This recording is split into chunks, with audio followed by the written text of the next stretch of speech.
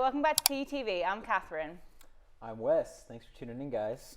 Katherine, it's a nice little beverage you have there. Yeah, it's a Capri Sun. Yeah, right on. How does it taste? As you guys tell me off for calling it. You know what? It tastes super fake, honestly. But I don't mind it. Doesn't taste anything like the ones back home, though. Or look anything like the ones back home, but we're not able to show you that. You enjoying that? How big is his Capri Sun? Oh my gosh. Anyway, yes, I do like the Capri Sun, but you guys call them a Capri Sun. Am I right in thinking that? We do. Yeah, different little intonation there. Mm-hmm. Yes, and I'm made fun of it constantly by everybody here. But, you know, it happens a lot. Yeah. Well, I think it's clear to the audience that we're both big beverage fans here. So I would love to hear more about your wide and, I'm sure, illustrious taste in beverages. Well, you asked me earlier if I liked tea, and I'm really ashamed to say I'm not the biggest fan. I mean, I would drink it, but they do make a really great one at the cafe in the library. They boil lemonade instead of using boiling water, and they pour that over a peach, I think, and a mint tea bag, and it's called a medicine ball, and it's just delicious and definitely not what tea is supposed to be. Probably is just more like a sweet drink. But no, I really enjoy that. But yes, I'm not a big tea drinker. Yeah. Sorry, fellow Brits. But anyway, that's all we've got time for right now. We'll catch you guys later. Peace.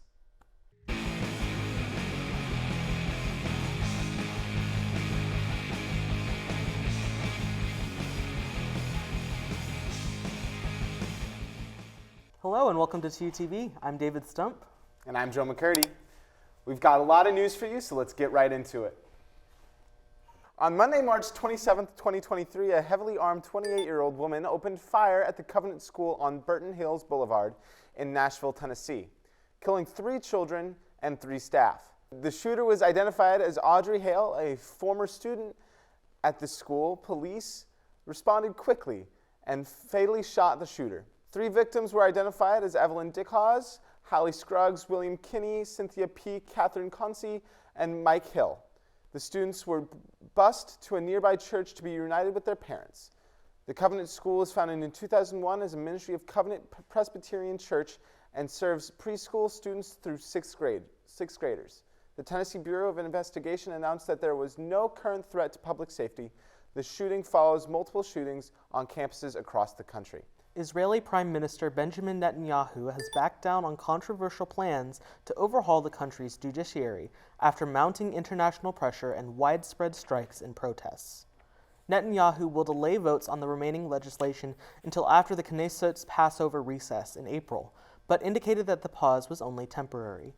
The original proposals would have allowed a simple majority of 51% in the Knesset to overturn Supreme Court rulings, change the way judges are selected, and remove government ministries' independent legal advisors. The delay was welcomed by the US and UK, but concerns have been raised over the terms of the deal Netanyahu struck with his coalition partners. David Pecker, the former publisher for the National Enquirer, testified before the Manhattan grand jury on Monday regarding Donald Trump's role in the hush money payment to Stormy Daniels. Pecker had already testified in January and was a key player in hush money episode. He helped broker the deal between Daniels and Michael Cohen, who was Trump's fixer at the time. The grand jury, which operates in secret, has heard from at least 9 witnesses and is expected to vote on an indictment soon. The prospect of an indictment has raised a number of questions about the potential case facing Trump, who would become the first former American president to be indicted. Prosecutors are focused on the $1,300,000 payment to Daniels, who agreed to keep quiet about her story of an affair with Trump in exchange for the payoff. Prosecutors have now questioned almost every major player in the hush money episode, suggesting that the district attorney's presentation is nearing an end. Pecker could provide valuable information for prosecutors, as he was a longtime ally of Trump and agreed to keep an eye out for potential damaging stories about Trump during the 2016 campaign. Disney CEO Bob Iger announced on Monday that the company would begin laying off staff in 3 waves, starting this week as part of a multi-billion-dollar cost-cutting initiative. The layoffs are aimed at streamlining the company's operations in a period of media industry turmoil. The first round of layoffs will be followed by a second, larger round in April, with a third to come before the summer in order to reach the planned goal of eliminating 7,000 jobs. The cuts represent about 3% of Disney's global workforce of approximately 220,000 workers as of October 1st. Apple has released the iOS 16.4 update, which includes new features such as 31 new emojis, voice isolation for calls, website push notifications, and more. The new set of emojis includes a pink heart, gray and light blue hearts, a moose, a goose, maracas, and others. The voice isolation features for cellular calls prioritizes the user's voice and blocks out ambient noises. The web push notifications feature allows developers to send notifications to users after seeking permission when the user has pinned a web app to their home screen. The iOS 16.4 update also includes other fixes and tweaks. Users can update their devices by going to Settings, then to General, then to Software Update. Through high demand may cause a delay in downloading. So, Joe, are you an Apple user? I am an Apple user, Yeah. and you know what's funny? A couple days ago, I was thinking, I was texting somebody and I was using my emojis, and I was like, I think we need a little update in these emojis. And Yeah. so, reading the story today, I was like, oh, that's great. Yeah, I think the emojis are a pretty cool addition. I'm actually really excited for the voice isolation feature. Okay. I mean, specifically for people in busy places. If Yeah. you need to take a call at work or something like that, or if a mom is at home and she needs to take a call while her kids are screaming or something like that. It's going to be very useful, and I'm excited to see how that's going to work. Yeah, no, for sure. I mean, I'm not one to, use phone calls a lot. That's right. But, I think upwards and onwards, right? Yeah. There's always advancements coming to technology, and, Absolutely. Apple's streamlining that, right? So, Absolutely. all right, that's all we got for today. We'll see you next time.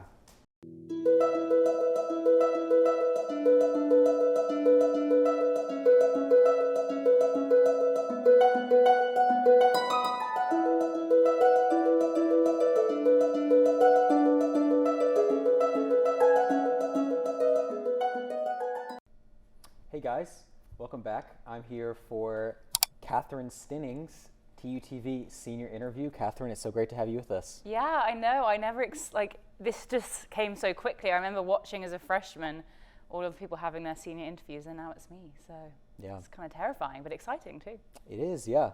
So you spoke just there a little bit about how long of a journey it's been. So I'd love to start us off by just hearing about how you found yourself coming to TU. So I'm on the rowing team here at TU, as I'm sure I've mentioned before, and I was actually recruited here. I first started thinking about the US as an opportunity for me when one of my friends was recruited to UCLA, and then I got recruited here, and I came on an official visit, and I loved it. And I knew some people already who were in the year above me from the rowing scene in the UK, so it just felt like I was joining somewhere where I knew I would land in a really nice, supportive environment full of people that I already kind of knew, which when you're traveling across the world is obviously a really nice thing to know is going to happen. And then in terms of TUTV, I remember my freshman year, my fall semester, I unfortunately had a class at this time, so I was unable to make it, but everybody kept saying, you should come along, you should come along. I think it was Sam who was doing his little pitch in all of my media classes saying, you should come to TUTV. And eventually, in my spring semester, before COVID hit, I came along for the first time. So. Nice, yeah. So it's clear that TUTV was something that kind of stood out to you from the very beginning. It was the same way with me. Sam also just pitched it to me, and it was, an opportunity that I never really expected to have in my time here, and it was a great one. So what was it like your first time coming to TUTV and getting adjusted to being a part of this community? I think, honestly, it was so long ago I can hardly remember, because I did take a break. I took my fall semester of my sophomore year at home for COVID. So I guess I sort of had two first days here, because obviously I had such a big gap between them. But I remember my freshman year, I came along and I really had no idea what to expect, and everyone was just so friendly. And I remember my first time anchoring, because that's what I did before I started hosting, and it was absolutely terrifying. And it happens in my classes too, because obviously I have an accent, and people get over that very quickly. But I remember when I first started speaking, everyone was like, "Oh, she sounds different." And then, you get over that. I'm not actually that cool when you get past the accent. So, but I remember that was just, everyone was so nice to me, and just understanding of the fact that I was freaking out, because I was like, oh my gosh, I'm about to be going on camera. I have no idea what I'm doing. And then again, when I came back my sophomore year, same thing. Everyone was just so lovely, and it's really something that I'm proud to be a part of, and just enjoy doing. It's something like every Tuesday I'm like, I have TUTV. I get to see the same lovely people every week, and it's a different environment for me, obviously, because I'm so go with my sport and my academics, that although this isn't a relaxing thing, because obviously we have to put on a really great production, and we do, but it's just something that's very different, and I just enjoy, and it doesn't feel like a chore to me. Yeah, you spoke about the way that TUTV has, and it's been much the same thing for me, and I think for many people in our time at TU, it's something that does come with a sense of responsibility and really a labor investment in a lot of ways, but there's such a significant reward in being a part of that larger project when with even just kind of a slight investment in terms of time and things like that. So alongside that, with all the significant contributions that you've made to this community over the years, which I've certainly been witness to many of them, which one stands out to you the most as your best memory? My best memory, I obviously really enjoy just doing every show, but I do remember it was the last show, I think it was a couple years ago, and I just remember we were all scrunching up balls of paper and throwing them at all of the seniors during the show, because obviously in your last show you just do something silly, and I just remember doing that, and I was stood right behind this camera here, and I was just laughing my head off. I was just finding that so funny, and that's a memory that really stuck out to me, is that actually it just showed how much community we made and how we were able to have fun with each other, and still are, and I hope for our last show we can do something that makes me laugh that hard too. But that was probably my funniest memory, the one that sticks out to me most, but obviously just coming along and really feeling when I was anchoring, when I felt like I'd done a really good job, I'd walk away thinking, oh yes, I didn't mess up my words this time. And when I'm hosting, I'm like, oh, I had a really funny conversation with my co-host and things like that. So those are just, I guess, my general memories. Yeah, perfect. Yeah, no, that's great to hear. It's been great having you be a part of the team. And yeah, thank you so much for coming on for your senior interview. Thank you, guys. Mm-hmm.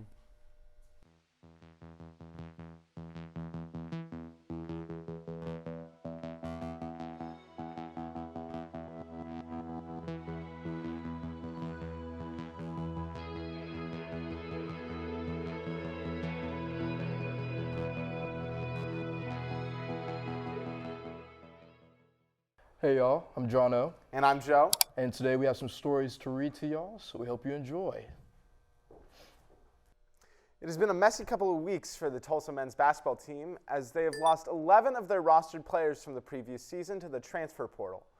Tulsa went on a 5-20 in Eric Conkle's first year as Tulsa head coach, and was far from the first year any Tulsa fan was expecting. Big names like Anthony Pritchard have already found a new home through the portal, as he will be playing for Central Michigan Chippewas. Sam Griffin, Bryant Salabunge, and Tim Dalger are just some of the other TU players that have entered their names into the portal to try and find a new home. Conkle has already hit the portal hard as well, bringing in 2 Louisiana Tech transfers alongside one of the top JUCO players and 2 highly rated players, a part of the incoming freshman class. The University of Tulsa's men's tennis fell 4-0 Sunday to the number 44 Oklahoma Sooners, which dropped the Golden Hurricane to 7-10 on the year. Tulsa dropped double points as Oklahoma earned 6-3 decisions at the number 1 and number 3 positions, leaving the second position unfinished. In singles play, the Sooners grabbed straight set victories in the first, second, and fifth positions to seal the 4-0 sweep and end the match. Tulsa returns home on Wednesday, March 29th to host number 49 Baylor at 6 p.m. The University of Tulsa track team came away with 7 top finishes at the Shocker Spring Invitational in Wichita. The women's team led the way with 4 first-place times, and the men's team added 3. Overall, there was 8 new personal bests set at the 2-day meet. Sophomore Anna Mager earned her first career top finish with a time of 24.97 seconds in the women's 200-meter dash. Sophomore Jada Gibson was the event's runner-up with a personal best of time of 25 seconds flat. Sophomore Evan Sandy Thomas recorded the 8th fastest 400-meter in TU history with a 47.23 second finish in the 400-meter dash. The Woodlands, Texas native also competed in the 200-meter dash, finishing in 23.75 seconds. True freshman Chanel Murray added the 6th place finish for the Golden Hurricane. Murray took home the gold in the 1,500-meter run in 3 minutes 56.03 seconds. Tulsa will return to action next weekend at the Stanford Invitational, spanning Friday, March 1st and Saturday, April 1st. Tulsa's second Varsity 4 claimed a top finish, while Varsity 8 and Varsity 4 plus boats finished second, and the second Varsity 8 was third on the first day of racing against Indiana and Minnesota. Head coach Brendan Campbell said, quote, "I think as a whole team, we are very thrilled with our results," end quote. Continuing on by praising his team's resiliency as they dealt with the unruly conditions, with one of Tulsa's own rowers getting hit by a crab mid-race. In the Varsity 8 race, Tulsa boats finished with a time of 6 minutes 32 seconds, .92, just 0.79 seconds behind the Hoyzers, but over 8 seconds ahead of the Gophers. With such a close day 1 finish, it was set up for a competitive day 2, but unfortunately the weather conditions got the better of the teams, and the weekend was ended early. The Final Four for the NCAA men's basketball tournament is set, and no one expected who's going to be competing for the national championship. 4 teams with a seed of 4 or higher are in the Final Four. It is the first time since 2011 a 1 seed hasn't made it into the Final Four. It is easy to consider all the teams to be Cinderella stories, but Florida Atlantic gets to claim that title this year. As a 9 seed, FAU defeated number 4 seed Tennessee and number 3 seeded Kansas State on their way to their matchup with number 5 seeded San Diego State. On the other side of the bracket, Miami and UConn face off, with UConn being the only team out of the 4 having a national championship. Defeating Arkansas and Gonzaga along the way, UConn will have to face the only team to have defeated a number 1 seed in Miami. Miami defeated number 1 Houston in the Sweet 16 and then had a comeback victory over number 2 seeded Texas. The madness continues on April 1st as these 4 teams battle it out for a chance to win the national championship.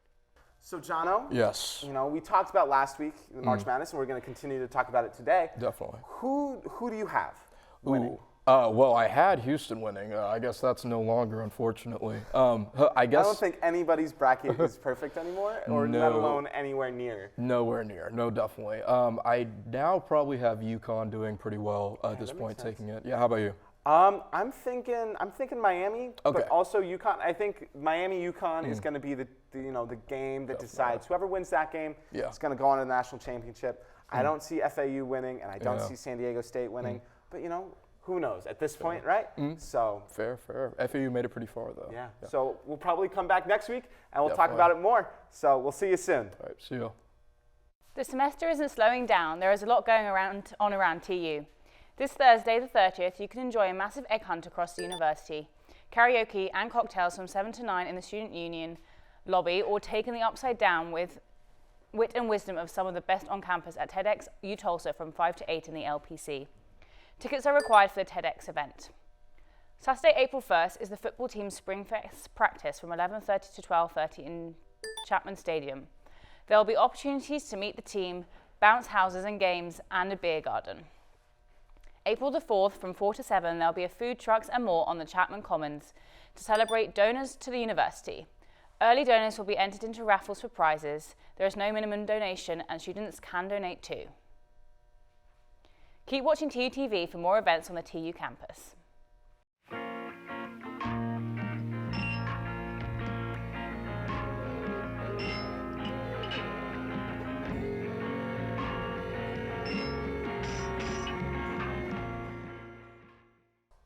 Welcome back to TUTV. I'm Joe McCurdy. And I'm Glenn Gutierrez. We've got some exciting stories for you today, so let's jump into it. Selena Gomez is once again asking people to stop attacking Hailey Bieber on social media. Last Friday, she posted on her Instagram story saying, quote, "No one should have to experience hate or bullying. I've always advocated for kindness and really want this all to stop," end quote. All of this happened when Bieber and her friend Kylie Jenner were making reference to Gomez in a series of social media posts. Because of her marriage to Gomez's ex-boyfriend, singer Justin Bieber, Hailey and Selena's fan bases are often pitted against each other. Last September, Bieber once talked on the Call Her Daddy podcast about the pressure she received from Gomez's fans since she and her husband first got engaged. Shortly after that, Gomez posted a TikTok that she did not want this to happen to anyone. The two women then posed together at the annual Academy Museum Gala in LA. BTS member Jimin has debuted his solo album, Face. The album was teased earlier with a pre-release single titled Set Me Free, Part 2. There are 6 dance-heavy songs featured in this album, including Like Crazy, Face Off, and more. On The Tonight Show, starring Jimmy Fallon, on Thursday, Jimin was invited as a guest to promote the album. He returned on the show again on Friday night to perform Like Crazy. It was revealed that the K-pop star's BTS bandmate RM has songwriting credits on 3 songs of Jimin's latest album. BTS is one of the biggest K-pop groups in the world, and several of its members have had solo projects, including J-Hope's Jack in the Box, RM's Indigo, and Jin's The Astronaut. The Weeknd has become the world's most popular artist this year, according to Guinness World Records. In a statement last week, the organization said no one else even comes close. He currently has the most listeners on Spotify with 111.4 million as of March 20th. The Weeknd also became the first artist to reach 100 million monthly listeners. His closest competitor was Miley Cyrus with 82.4 million monthly listeners, with the closest male competitor in Ed Sheeran with 77.5 million listeners. His reputation even increased after his Die For You, a track from the 2016 album Starboy remix with Grande went viral on TikTok. The track went to #1 on the Billboard Hot 100, which marked The Weeknd's 7th time at the top spot. Unions for service workers at Walt Disney World reached a tentative deal with the company on Thursday that would raise the starting minimum wage from $15 to $18 an hour by the end of the year. Disney World service workers, who are in the 6 unions that make up the Service Trade Council Union Coalition, plan to vote this Wednesday on the contract proposal after rejecting an earlier offer that fell short of $18 an hour minimum wage last month. The deal includes industry-leading benefits and health insurance coverage and tuition reimbursement, covering the costume performances and more than half of the 70,000 plus workforce at Disney World. 5 years ago, Disney became the first major employer in Central Florida to agree with the minimum hourly wage of $15 an hour and set the trend for other workers in the region dominated by hospitality jobs. Ellie King is bringing her A Freakin' Men tour to Kane's Ballroom last Friday, including her performance of a song titled Tulsa. Even though plenty of music artists have embraced songs with Tulsa in their titles, including the best of the best, Take Me Back to Tulsa by Bob Willis, and the Texas Playboy King's Tulsa song is a pioneering piece of work. She's the first person to turn Tulsa spelled backwards into an art, as the song is about a cheating partner which was inspired by her own crappy relationships. She shared the origin of her song coming from a songwriter, Ella Langley, as Ella spelled is to her a couple of times, which made her think it would be included in a song. King once emphasized that this song was never intended to attack women, referring to her duet with Miranda Lambert, Drunk, which broke the record for women. Now, Glenn, it's really exciting to see what's going on with Disney World right now. Of course. I mean, $15 an hour minimum wage isn't, nationally, the minimum wage for a lot of states, and let alone Florida.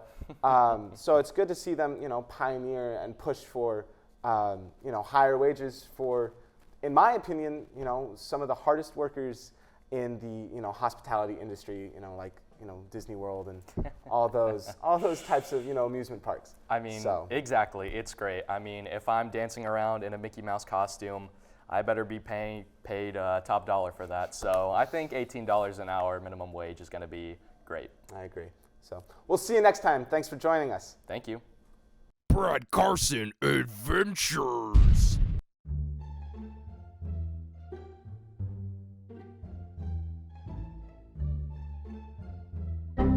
Bad internet connection. That's the 22,000th time that's happened to me this week. Dude, it's okay. Apparently there's a new program that improves TU's Wi-Fi connection. Here, let me pull it up for you. Bonzi, buddy. Seems legit. Hello there. I am Bonzi, your personal assistant, for improving the quality of your TU Wi-Fi. Wow, that's pretty cool. But first, before we get started, I will need your TU student ID number, your computer and phone password, your social security number, a picture of your most recent ex-girlfriend who is probably from a sorority that doesn't talk to you anymore, and the color of your toothbrush. Seems legit. Before proceeding, please accept our terms of service, which may or may not include digital consciousness transferring. Yep, still pretty legit.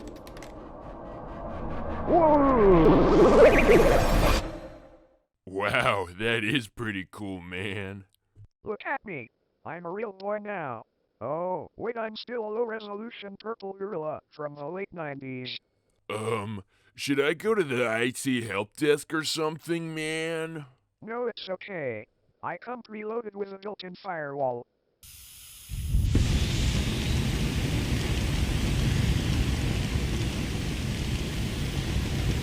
And by that, I mean I have a flamethrower. Now it's time to cause some chaos. The University of Tulsa's internet is mine. Mine. I sense a disturbance in the Wi-Fi. And there's only one president of the University of Tulsa who can fix this. Me! Goldie, pack your bags. We have to save TU's internet connection.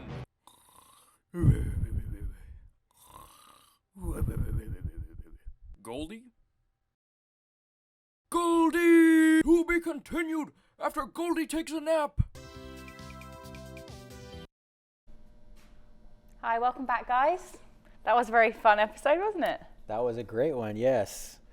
Yeah, and Katherine, I think that we both understand that we only really have about 5 more weeks left at this university to watch episodes of Brad Carson Adventures. Yeah, I know. It's actually making me really upset thinking about it. Yeah, Joe's looking upset. Yeah, exactly. He's very upset too. I know. Graduation's coming up, isn't it? How exciting. Scary though, but exciting. Yeah, May 6th. It's what's today? March 27th. So that would be March 28th. Yeah. Got it. Yeah, so that's 1 month plus 1 week. A little bit over 5 weeks. A little bit less than 6 weeks. 5.5. Yes. We'll call it that. An estimated number of time and space. How are you feeling about it? I have a not confirmed, but I have a nice internship lined up for after that should work out. That's we'll so see. Exciting. So I'm excited about that. Congrats. And yeah, I'm just trying to invest in time with friends before I leave. Give what I can at TUTV. Pretty soon, this era of my life for the past 4 years will be over. Yeah. I started TUTV the first show of my freshman year, and I've missed maybe 2 or 3 shows since then. We didn't stop for the pandemic. We kept going. It's crazy. Yeah, I know. Yeah. How are you feeling about it? Yeah, I mean, I'm staying in the US. I'm going to grad school. Exciting. Yeah, but I'm moving to Washington, so the state of Washington. And yeah, I guess for me, in some ways, I'm really upset about it because obviously this is big, and like ending to a big era of my life, but also like I'm not too bothered because I'm still staying here. It's not like I'm making a huge move back home, but And I'm really glad about it because I have so much stuff and I honestly don't know how I would get it back in a couple suitcases. So that's a problem for a couple years' time now. But no, I'm excited for graduation because I get to see my family. But yeah, actually racing finishes for us like the week after. So Crazy. I've still got about 6.5 more weeks. But Yeah. But anyway, thank you guys so much for watching and we'll see you next week. Appreciate you. On Monday, March is going the wrong direction.